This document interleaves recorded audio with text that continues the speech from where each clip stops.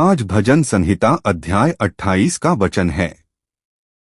आज का मुख्य पाठ उस मसीहा यीशु की क्रूस पर मृत्यु और कब्र में गाड़े जाने के बारे में बता रहा है और उस मसीहा यीशु का विरोध करने वालों के न्याय और उसके परिणाम के बारे में बता रहा है और उस मसीहा यीशु की क्रूस पर मृत्यु और पुनरुत्थान के अर्थ के बारे में बता रहा है। तो फिर यह क्या बता रहा है? आज हम इसके बारे में जानेंगे और अनुग्रह साझा करेंगे। सबसे पहले आज का मुख्य पाठ उस मसीहा यीशु की क्रूस पर मृत्यु और कब्र में गाड़े जाने के बारे में बताता है। आज के मुख्य पाठ भजन संहिता 28 1 से 2 में, हे यहोवा, मैं तुझे पुकारता हूँ, हे मेरी चट्टान, मुझसे मौन न रह। ऐसा न हो कि तेरे चुप रहने के कारण मैं उनके समान हो जाऊं जो कब्र में चले जाते हैं। जब मैं तेरी पवित्र नगरी की ओर अपने हाथ उठाकर तुझे पुकारूं तो मेरी गिड़गिड़ाहट की सुन ले, ऐसा कहा गया है। हे यहोवा, मैं तुझे पुकारता हूँ, हे मेरी चट्टान, मुझसे मौन न रह। ऐसा न हो कि तेरे चुप रहने के कारण मैं उनके समान हो जाऊं जो कब्र में चले जाते हैं। अभी यह वचन ईसा पूर्व 1000 वर्ष के आसपास दाऊद के होठों के माध्यम से घोषित भविष्यवाणी का वचन है। अर्थात जब वह मसीहा यीशु इस पृथ्वी पर आएंगे तो वे क्रूस पर चढ़ाए जाएंगे, लहू बहाकर मरेंगे और कब्र में गाड़े जाएंगे। लेकिन दाऊद मानो स्वयं वही मसीहा यीशु हो, उत्तम पुरुष, प्रथम पुरुष के दृष्टिकोण के माध्यम से और प्रार्थना के रूप का सहारा लेकर अभी इस वचन की घोषणा कर रहा है। अर्थात यहाँ उत्तम पुरुष मैं उस मसीहा यीशु को दर्शाता है जो भविष्य में इस पृथ्वी पर आकर क्रूस पर चढ़ाए जाएंगे, लहू बहाकर मरेंगे और कब्र में गाड़े जाएंगे। अर्थात वह मसीहा यीशु मानो स्वयं पहले से ही गाड़े जा चुके हों और उस कब्र में लेटे हों, ऐसी स्थिति के बीच विनती कर रहे हैं। यहाँ मेरी चट्टान पिता परमेश्वर को दर्शाती है। अर्थात पिता परमेश्वर उस मसीहा यीशु के लिए एक चट्टान के समान हैं। तो फिर चट्टान क्या है? चट्टान उस प्राचीन निर्गमन के समय की चट्टानों या चट्टानी दीवारों को दर्शाती है जिन्होंने जंगल में इजरायली लोगों की तेज धूप से रक्षा की और उन्हें बचाया था। उस समय इजरायली लोग उस तपते जंगल में जब किसी बड़ी चट्टान या दीवार से मिलते थे तो थोड़ी देर के लिए ही सही वे तेज धूप से अपने शरीर को छिपा सकते थे और जीवन बचाए रख सकते थे। अर्थात भविष्य में जब वह मसीहा यीशु उस कब्र में लेटे होंगे तो जिस तरह उस प्राचीन काल में इजरायली लोगों ने उस जंगल में अपने जीवन के लिए चट्टान को व्याकुलता से खोजा और पाया था, उसी तरह वे परमेश्वर को खोजेंगे। यह कान बंद करना, मुझसे मौन रहना, यह दर्शाता है कि पिता परमेश्वर उस मसीहा यीशु की प्रार्थना नहीं सुनते और उसे अस्वीकार कर देते हैं। लेकिन इस बात में कि मसीहा यीशु की सभी प्रार्थनाओं का उत्तर दिया जाता है और वे पूरी होती हैं, पिता परमेश्वर निश्चित रूप से मसीहा यीशु की प्रार्थना सुनेंगे और उसे अस्वीकार नहीं करेंगे। साथ ही यहाँ चुप रहने का अर्थ परमेश्वर का मौन होना है, जो यह दर्शाता है कि परमेश्वर मसीहा यीशु की मृत्यु और कब्र में गाड़े जाने को अनदेखा कर रहे हैं। साथ ही यहाँ कब्र का अर्थ गड्ढा है, जो नरक की आग की झील को दर्शाता है। अर्थात कब्र में जाने वाला व्यक्ति वह है जो अपने पाप के कारण परमेश्वर द्वारा न्याय पाकर नरक की आग की झील में गिर जाता है। अर्थात यदि परमेश्वर उस मसीहा यीशु की अपनी स्थिति को अनदेखा करें और मौन रहें तो यीशु स्वयं उन लोगों के समान होंगे जो पाप के कारण परमेश्वर से न्याय पाकर नरक की आग की झील में गिर जाते हैं। इसलिए मौन न रहें और ऐसी शक्ति प्रदान करें जिससे वे उस मृत्यु से पुनर्जीवित हो सकें। जब मैं तेरी पवित्र नगरी की ओर अपने हाथ उठाकर तुझे पुकारूं तो मेरी गिड़गिड़ाहट की सुन ले। यहाँ तेरी पवित्र नगरी, पवित्र स्थान, शिष्टाचार के रूप में परमेश्वर को दर्शाता है। अर्थात प्राचीन काल में हमारे विश्वास के पूर्वज परमेश्वर का सीधे नाम लेने से कतराते थे, इसलिए वे अप्रत्यक्ष और विनम्र तरीके से व्यक्त करना पसंद करते थे। यह यहाँ भी वैसा ही है। साथ ही यहाँ हाथ उठाकर पुकारना पूरे मन से विनती करने को दर्शाता है। अर्थात वह मसीहा यीशु भविष्य में जब स्वयं क्रूस पर चढ़ाए जाएंगे, लहू बहाकर मरेंगे और कब्र में गाड़े जाएंगे तो उस कब्र के भीतर से पूरे मन से विनती करेंगे। कैसा है? अब तक हमने भजन संहिता के इन वचनों के माध्यम से जो देखा है, उसके अनुसार बाइबल निरंतर विभिन्न रूपों में उस मसीहा यीशु की क्रूस पर मृत्यु और कब्र में गाड़े जाने के बारे में घोषणा कर रही है। यह सिर्फ एक या दो बार उल्लेख नहीं किया गया है। यह इतनी बार आता है कि कोई ऊब कर कह दे, यह फिर आ गया। यह निरंतर आता रहता है। तो फिर परमेश्वर इस तरह इसके बारे में निरंतर क्यों कह रहे हैं?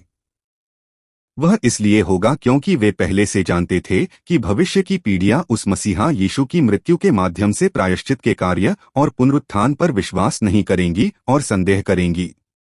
क्या ऐसा नहीं है? आजकल कई पाखंडी विधर्मी प्रकट होकर एक स्वर में यीशु की क्रूस पर मृत्यु का उपहास और मजाक उड़ाते देखे जाते हैं। वे यह दावा करते और बहकाते हैं कि चूंकि यीशु क्रूस पर मरकर उस उद्धार के कार्य में विफल रहे, इसलिए उस पाखंडी पंथ का गुरु फिर से इस पृथ्वी पर आया है। उनका कहना है कि चूंकि यीशु क्रूस पर मर गए, इसलिए वे उद्धार के कार्य में विफल रहे। इसलिए वह पाखंडी गुरु स्वयं इस पृथ्वी पर फिर से आया है। इसलिए उद्धार पाने के लिए यीशु पर विश्वास नहीं करना चाहिए, बल्कि उस पाखंडी गुरु पर विश्वास करना चाहिए। इस प्रकार कई पाखंडी यीशु की क्रूस पर मृत्यु को समझ नहीं पाते, विश्वास नहीं कर पाते, भटकते हैं और बहकाते हैं। इसलिए परमेश्वर ने इसे पहले से जानकर इस तरह निरंतर मसीहा यीशु की क्रूस पर मृत्यु और पुनरुत्थान के बारे में बताया है। इतना ही नहीं, हम देख सकते हैं कि परमेश्वर ने यहाँ रुकने के बजाय नए नियम की बाइबल में भी इसके बारे में निरंतर बताए।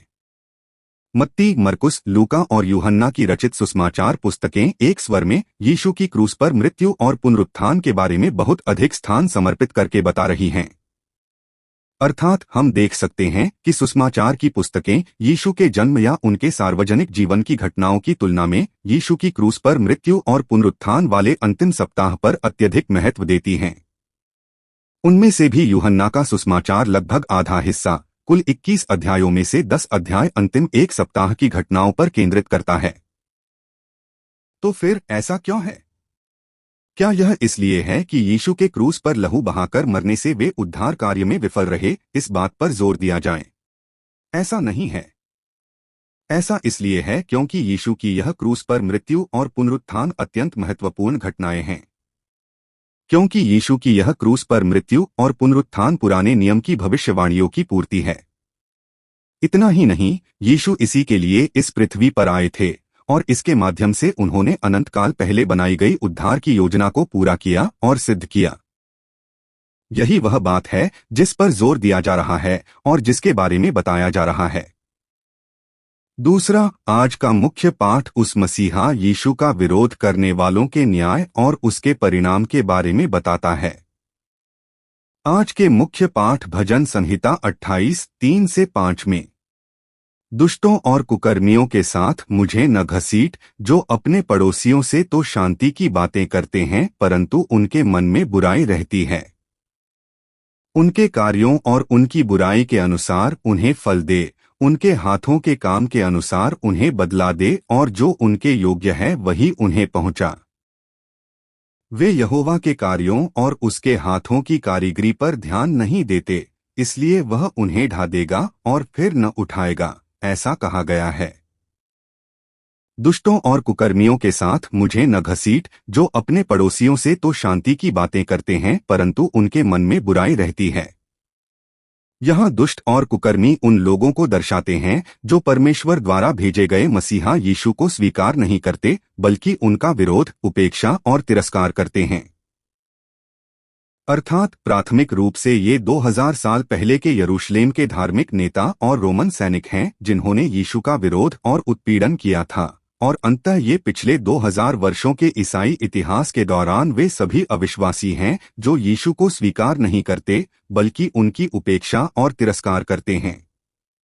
साथ ही यहाँ घसीटना का अर्थ है खींचना, ले जाना या पकड़ना, जो परमेश्वर द्वारा अविश्वासियों के साथ व्यवहार करने के तरीके, उन्हें उनके हाल पर छोड़ देने या अनदेखा करने को दर्शाता है। अर्थात परमेश्वर उस मसीहा यीशु के साथ वैसा व्यवहार नहीं करेंगे जैसा वे दुष्टों या कुकर्मियों के साथ करते हैं। वैसा न करके वे उस कब्र में मसीहा यीशु के साथ होंगे, उनकी सहायता करेंगे और कार्य करेंगे। साथ ही यहाँ पड़ोसियों से तो शांति की बातें करते हैं, परंतु उनके मन में बुराई रहती है। यह एक अलंकारिक अभिव्यक्ति है जो दुष्टों के सभी बुरे कार्यों और उनके दुष्ट जीवन का प्रतिनिधित्व करती है। अर्थात यह बताता है कि दुष्ट लोग कैसे होते हैं। अर्थात चूंकि वे इस बात पर विश्वास नहीं करते कि परमेश्वर हैं, और वे न्याय, स्वर्ग और नरक पर भी विश्वास नहीं करते, इसलिए वे अपनी भ्रष्ट और पतित इच्छाओं के पीछे चलते हैं। ईर्ष्या, जलन, झगड़ा, हिंसा, विलासिता, अहंकार, अनैतिकता, छल, धोखाधड़ी और साथ ही जो व्यक्ति उनकी भ्रष्ट और पतित इच्छाओं को पूरा करने के लिए आवश्यक है, उसके सामने वे हर तरह की चापलूसी करते हैं, लेकिन पीछे से उंगली उठाते हैं और हर तरह की गाली देते हैं। और हम ईसाइयों की ओर यह कहते हुए परमेश्वर कहा है, मूर्ख लोग, पैसा ही सब कुछ है, वे यीशु की उपेक्षा और तिरस्कार करने वाले लोग हैं। लेकिन ऐसे लोगों का क्या होगा? उनके कार्यों और उनकी बुराई के अनुसार उन्हें फल दे, उनके हाथों के काम के अनुसार उन्हें बदला दे, और जो उनके योग्य है वही उन्हें पहुंचा। अभी यह वचन उस मसीहा यीशु की प्रार्थना है। लेकिन इस बात में कि मसीहा यीशु की प्रार्थनाएं पूरी और सिद्ध होती हैं, यह भविष्य की घटनाओं की एक भविष्यवाणी घोषणा के समान है। अर्थात जैसे आदि में परमेश्वर ने कहा था उजियाला हो, और उजियाला हो गया। मसीहा यीशु की यह प्रार्थना भी भविष्य में निश्चित रूप से पूरी और सिद्ध होगी। इस दृष्टि से इसे भविष्य में होने वाले परमेश्वर के न्याय की भविष्यवाणी घोषणा कहा जा सकता है। यहाँ उनके हाथों के काम के अनुसार एक अलंकारिक अभिव्यक्ति है, जिसका अर्थ है उन पापों के अनुसार जो दुष्टों ने इस पृथ्वी पर अपने विचारों, शब्दों और कार्यों के माध्यम से किए हैं। अर्थात अब जब समय आएगा तो वे दुष्ट अपने कार्यों और व्यवहार के अनुसार इस पृथ्वी पर उनके द्वारा किए गए पापों के अनुसार परमेश्वर से बदला पाएंगे।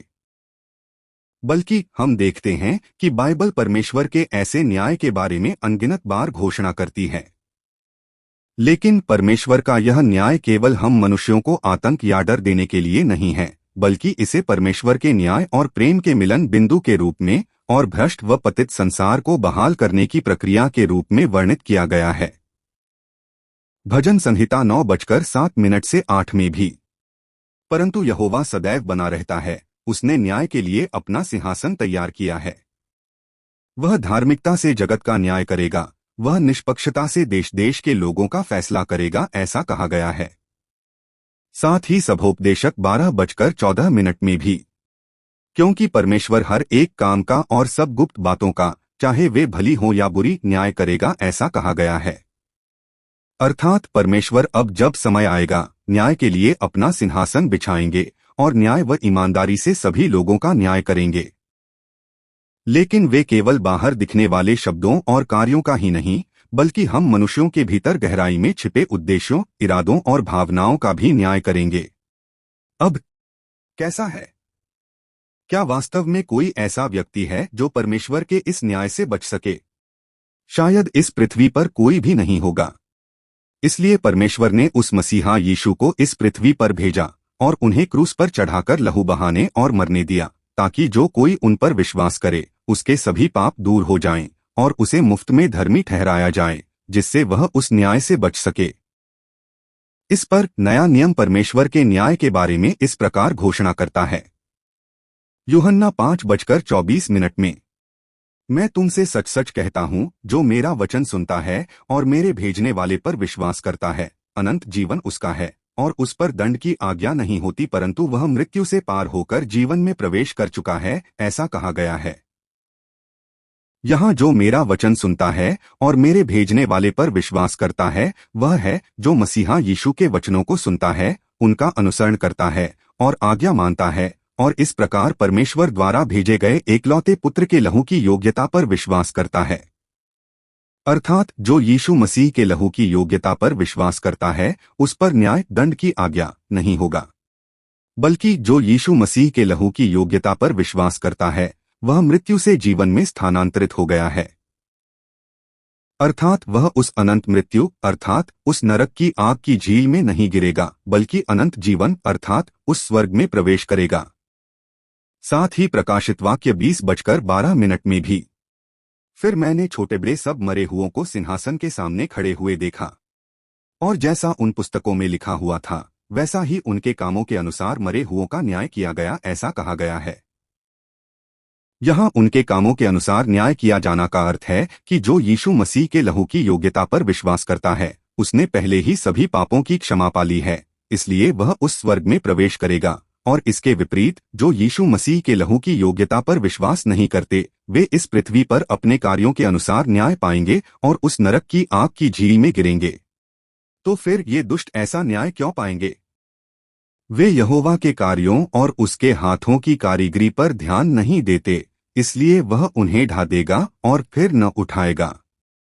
अभी इस वाक्य के ठीक सामने इब्रानी संयोजक की का प्रयोग किया गया है जो उन कारणों के बारे में बताता है जिनसे दुष्टों को परमेश्वर का ऐसा न्याय प्राप्त होगा।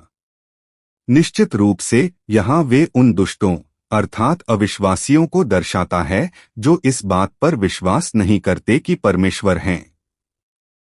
साथ ही यहाँ हाथ एक मानवशास्त्रीय अभिव्यक्ति है जो परमेश्वर के अधिकार, शक्ति, ज्ञान और महानता आदि का प्रतीक है। अर्थात यहाँ यहोवा के कार्य और उसके हाथों की कारीगरी उस उद्धार के कार्य को दर्शाती है जिसे परमेश्वर ने अपनी शक्ति, ज्ञान और महानता आदि के माध्यम से पूरा किया और किया है। दूसरे शब्दों में परमेश्वर ने हम पापियों को बचाने के लिए जो अनंत काल तक मरने के योग्य थे अपने एकलौते पुत्र को भेजने और क्रूस पर लहू बहाकर मरने देने की योजना बनाई ताकि जो कोई उन पर विश्वास करे उसके सभी पाप दूर हो जाएं और उसका उद्धार हो। बल्कि इतना ही नहीं, जब समय आया तो परमेश्वर ने उस योजना के अनुसार अपने एकलौते पुत्र को भेजा और क्रूस पर लहू बहाकर मरने दिया। लेकिन ये दुष्ट वे हैं जो इसके बारे में नहीं सोचते, न इसे समझते हैं और न ही जानते हैं, बल्कि वे हैं जो इस पर बिल्कुल भी विश्वास नहीं करते। अर्थात इन दुष्टों के इस प्रकार परमेश्वर का न्याय पाने का कारण यह है कि वे उसके एकलौते पुत्र के लहू की योग्यता पर विश्वास नहीं करने वाले लोग हैं। तो फिर उस न्याय का परिणाम क्या होगा? वह उन्हें ढा देगा और फिर न उठाएगा। फिर से कहता हूं, परमेश्वर का न्याय अदन की वाटिका के बाद से भ्रष्ट और पतित संसार को बहाल करने की एक प्रक्रिया कहा जा सकता है। बल्कि परमेश्वर इस न्याय के माध्यम से पाप के कारण जो कुछ भ्रष्ट और पतित हुआ है उसे सफाई से व्यवस्थित करेंगे और जो लोग उसके एकलौते पुत्र के लहू की योग्यता पर विश्वास करके धर्मी ठहराए गए हैं उन्हें फिर से नया बनाएंगे। अर्थात जिस तरह 1 साल तक मेहनत और पसीना बहाने वाले किसान कटनी के समय गेहूं और भूसे को अलग करके गेहूं को खलिहान में इकट्ठा करते हैं और भूसे को बटोरकर जला देते हैं, साथ ही मिट्टी के बर्तन बनाने वाला कुम्हार उस बर्तन को बिना किसी झिझक के नष्ट कर देता है जो उसके उद्देश्य और इरादे के अनुसार नहीं बना है और केवल सही बर्तनों को ही अपने भंडार में रखता है। यह परमेश्वर के लिए भी वैसा ही है। यहाँ वह उन्हें ढा देगा और फिर न उठाएगा परमेश्वर के न्याय के इसी परिणाम को दर्शाता है। अर्थात जो लोग उसके एकलौते पुत्र के लहू की योग्यता पर विश्वास नहीं करने के कारण उस भ्रष्टता और पतन के बीच में हैं, उन्हें न्याय के समय पूरी तरह से नष्ट कर दिया जाएगा और फिर से नहीं बनाया जाएगा, बल्कि वे उस अनंत नरक की आग की झील में गिरेंगे। अंत में आज का मुख्य पाठ उस मसीहा यीशु की क्रूस पर मृत्यु और पुनरुत्थान के अर्थ के बारे में बताता है। आज के मुख्य पाठ भजन संहिता 28:6-9 में, धन्य है यहोवा क्योंकि उसने मेरी गिड़गिड़ाहट सुनी है। यहोवा मेरा बल और मेरी ढाल है, मेरे मन ने उस पर भरोसा किया और मुझे सहायता मिली। इसलिए मेरा हृदय मगन है और मैं गीत गाकर उसका धन्यवाद करूंगा। यहोवा उनका बल है और वह अपने अभिषिक्त का बचाने वाला दृढ़ गढ़ है। अपनी प्रजा का उद्धार कर और अपने निज भाग के लोगों को आशीष दे। उनका चरवाहा होकर उन्हें सर्वदा संभाले रह, ऐसा कहा गया है। धन्य है यहोवा क्योंकि उसने मेरी गिड़गिड़ाहट सुनी है। अभी यह वचन वह प्रार्थना है जो मसीहा यीशु क्रूस पर लहू बहाकर मरने और कब्र में लेटने के बाद कर रहे हैं। लेकिन यह परमेश्वर के प्रति पूर्ण भरोसे और विश्वास को दर्शाता है। अर्थात वह मसीहा यीशु उस समय उस कब्र में लेटे हुए परमेश्वर की स्तुति करेंगे, बल्कि वे परमेश्वर के प्रति कोई शिकायत या बड़बड़ाहट नहीं करेंगे। ऐसा क्यों है? इसका कारण यह है कि परमेश्वर उस मसीहा यीशु की अपनी गिड़गिड़ाहट विनती सुनेंगे। यहाँ सुनी है एक अलंकारिक अभिव्यक्ति है जो केवल इस बात से परे है कि परमेश्वर मसीहा यीशु की प्रार्थना सुनते हैं। इसमें प्रार्थना का उत्तर देना और उन्हें उस मृत्यु से पुनर्जीवित करना भी शामिल है। अर्थात मसीहा यीशु के उस कब्र में लेटे हुए परमेश्वर की स्तुति करने का कारण यह है कि परमेश्वर मसीहा यीशु की प्रार्थना सुनेंगे और उत्तर देंगे, जिससे वे उन्हें पुनर्जीवित करेंगे। सच है, मसीहा यीशु का क्रूस पर लहू बहाकर मरना और कब्र में गाड़ा जाना इसलिए नहीं था कि मसीहा यीशु में शक्ति या सामर्थ्य की कमी थी, बल्कि इसलिए था क्योंकि यह परमेश्वर की योजना, परमेश्वर की इच्छा और परमेश्वर का विधान था। बल्कि मसीहा यीशु का क्रूस पर लहू बहाकर मरना और कब्र में गाड़ा जाना इसलिए था क्योंकि यही यीशु का मिशन था और इस पृथ्वी पर आने का उद्देश्य था। बल्कि परमेश्वर ने इसी के लिए, उस क्रूस की मृत्यु के लिए ही उस मसीहा यीशु को इस पृथ्वी पर भेजा था। इसलिए यह अत्यंत स्पष्ट है कि परमेश्वर मसीहा यीशु की प्रार्थना सुनेंगे और उत्तर देंगे, जिससे वे उन्हें पुनर्जीवित करेंगे। यहोवा मेरा बल और मेरी ढाल है, मेरे मन ने उस पर भरोसा किया और मुझे सहायता मिली। इसलिए मेरा हृदय मगन है और मैं गीत गाकर उसका धन्यवाद करूंगा। साथ ही परमेश्वर उस मसीहा यीशु के बल और ढाल हैं। यह बल केवल मांसपेशियों की शक्ति या इस संसार की सत्ता की बात नहीं कर रहा है, बल्कि यह उस शक्ति को दर्शाता है जो मसीहा यीशु के कमजोर होने पर उन्हें खड़ा करती है, निराशाजनक स्थिति में भी फिर से खड़े होने का साहस भरती है और असहाय होने पर उनकी ओर से उन्हें थामती और लड़ती है। अर्थात मसीहा यीशु स्वयं उस कब्र में कुछ भी करने में सक्षम नहीं है। केवल परमेश्वर ही उस मसीहा यीशु को उस मृत्यु से खड़ा कर सकते हैं और केवल वे ही उन्हें ऐसी स्थिति से बाहर निकाल सकते हैं। साथ ही यहाँ ढाल इस बात का प्रतीक है कि परमेश्वर वैसी मृत्यु के बीच मसीहा यीशु की रक्षा करने वाले और उन्हें बचाने वाले हैं। क्या ऐसा नहीं है? उन विरोधियों ने मसीहा यीशु का जीवन छीनने के लिए यीशु को पकड़कर क्रूस पर चढ़ाकर मार डाला, लेकिन परमेश्वर उन्हें उनकी इन चालों और षड्यंत्रों से बचाएंगे और उनकी रक्षा करेंगे। लेकिन यहाँ देखिए, इसे मेरा मन, मेरा हृदय कहा गया है। सिर्फ मैं कहना ही पर्याप्त लगता था, लेकिन जानबूझकर मेरा मन कहा गया है। ऐसा क्यों है? आमतौर पर यह मन शब्द भजन संहिता के इन वचनों में कभी कभी उस मसीहा यीशु के शरीर को दर्शाता है जो उस कब्र में लेटे हैं, और कभी कभी उस यीशु के आत्मिक शरीर को दर्शाता है जो मृत्यु से पुनर्जीवित हुए हैं। यह यहाँ भी वैसा ही है। यहाँ मैं न कहकर जानबूझकर इस तरह मेरा मन कहना मसीहा यीशु के शरीर को निर्दिष्ट करने के लिए है, अर्थात उस मृत शरीर और फिर से जीवित हुए पुनरुत्थान के आत्मिक शरीर को निर्दिष्ट करने के लिए है। साथ ही यहाँ सहायता मिली एक भविष्यवाणी पूर्णकाल प्रोफेटिक परफेक्ट है जो भविष्य के निश्चय को दर्शाता है, अर्थात भविष्य में उस कब्र में लेटे हुए मसीहा यीशु का मृत शरीर परमेश्वर पर विश्वास, भरोसा और निश्चय करने के द्वारा फिर से जीवित हो जाएगा। और जब ऐसा होगा तो वह पुनरुत्थान का शरीर अत्यंत मगन, आनंदित होगा और परमेश्वर की स्तुति करेगा। बल्कि वह मसीहा यीशु उस पुनरुत्थान के शरीर को धारण करके न केवल अत्यंत मगन होंगे बल्कि फिर से परमेश्वर की स्तुति करेंगे। तो फिर परमेश्वर उस मसीहा यीशु को उस मृत्यु से पुनर्जीवित क्यों करेंगे? यहोवा उनका बल है और वह अपने अभिषिक्त का बचाने वाला दृढ़ गढ़ है। अभी यह वचन उस कारण के बारे में बताता है जिससे परमेश्वर मसीहा यीशु को उस मृत्यु से पुनर्जीवित करते हैं। यहाँ उनका का प्रयोग महिमा के बहुवचन के रूप में किया गया है, जिसका अर्थ है महिमा के उसके लिए। तो फिर यहाँ आने वाला अन्य पुरुष वह उसका कौन है? यहाँ अभिषिक्त शब्द सामने आने वाले महिमा के उसके समानांतर प्रयोग किया गया है, जो यह स्पष्ट करता है कि वास्तव में महिमा का वह कौन है, अर्थात महिमा का वह अभिषिक्त व्यक्ति है। यहाँ अभिषिक्त को आमतौर पर बाइबल में इब्रानी में मसीहा कहा जाता है और यूनानी में इसका अनुवाद क्रिस्टोस मसीह किया जाता है। यह केवल इस बात से परे है कि परमेश्वर ने तेल से अभिषेक किया है। यह दर्शाता है कि उन्होंने किसी विशेष कार्य को सौंपने के लिए किसी को चुनकर खड़ा किया है। उदाहरण के लिए पुराने नियम में राजा, याजक और भविष्यद्वक्ता को नियुक्त करते समय तेल से अभिषेक करने की रस्म निभाई जाती थी।